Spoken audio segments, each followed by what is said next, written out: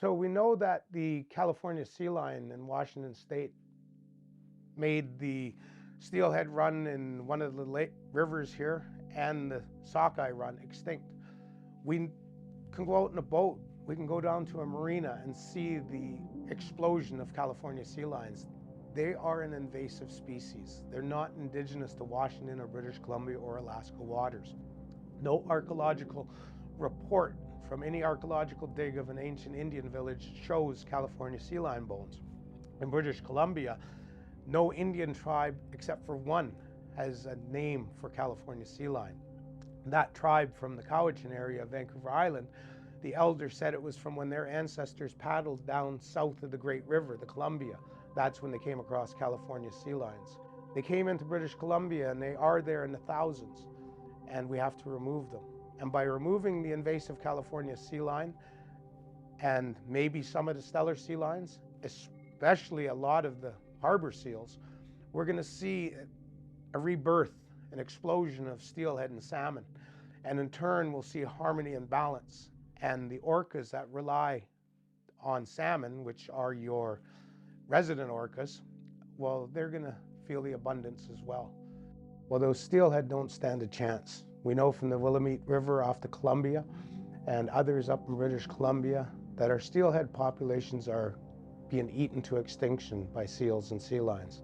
And as Dr. Carl Walters and others have stated, 100% removal of salmon, steelhead specialist pinnipeds from our rivers must take place lethally. So we hear the bounty of the Copper River sockeye or reds and chinook. We hear of Bristol Bay, but it overshadows the message I'm going to bring you from British Columbia. Many Indians throughout British Columbia coastal region and up the rivers have gone 3 years without salmon for their jars, their freezers, their smokehouses. We are seeing in this last 15 years no food fishing for Native Indians in British Columbia waters because of low salmon stocks. We can't even think of harvesting steelhead because they're so endangered, or if not extinct, in many systems in British Columbia right now. But that's the message I bring you. And it's all based on many compounding factors, but the number one smoking gun is the overpopulation of seals and sea lions, pinnipeds. And we have to address that. And if you don't address it, here in Washington State, and Oregon, and Northern California, you're not going to have sports fishing for salmon and steelhead. You're not going to have commercial fishing for salmon. Trust me, I know, because that's already taken place in British Columbia. I remember my grandfather, the late Chief James All Seawood, in our galley of his commercial fishing boat, the Twin Sisters. I remember him telling us that the Creator created the world and everything we know in it. Rivers, mountains, lakes, everything. Animals from natural and supernatural realms. And he never put humans in the world. He would come back to Earth and realize that without humans he had made a mistake. There was areas where too many creatures were harvesting the salmon and the salmon weren't returning. They were over-harvesting the herring and the ooligans, otherwise known as smelts, and those species weren't returning to spawn. And the animals that relied upon those fish were starving. There was areas where too many ungulates eating all the greenery. There was no grasses, no fruits and berries, no nuts, seeds, and the animals that relied upon that were starving to death, and disease was spreading throughout the animal kingdom. So Creator went to the north end of the world and met with his brother apparently, and sent his brother, the transformer, across the world. And as he came across animals in his journey, he would use his magic and transform them into humans. And we Kwakwaka'wakw know where our Nuyum, our first ancestor, came from.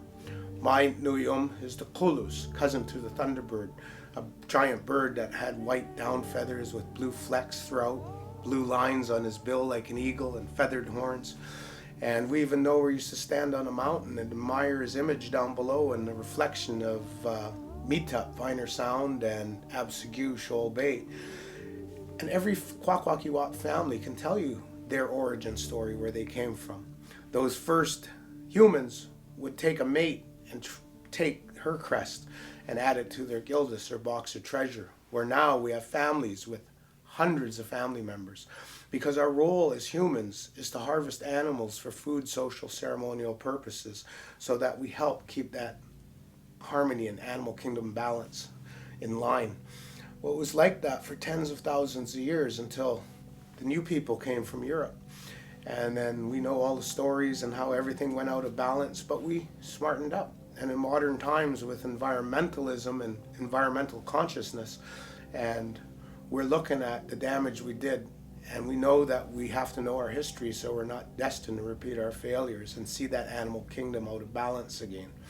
And we're doing it with just about every species on the West Coast with the fisheries. You know, we have sustainable fisheries for crabs, salmon, and other species, but we're failing our duties when it comes to the pinnipeds, seals, and sea lions. We're being passive. We're bowing down to the environmentalists and those in the cities that have no comprehension or clue what takes place out in the waters and up the rivers and in the lakes. Those people that say we can't shoot seals and sea lions and sea otters because of their round eyes and whisker face, and they're oh so cute. They may be cute, but if we don't control them and keep that animal kingdom in balance and harmony, they're no better than rats with flippers.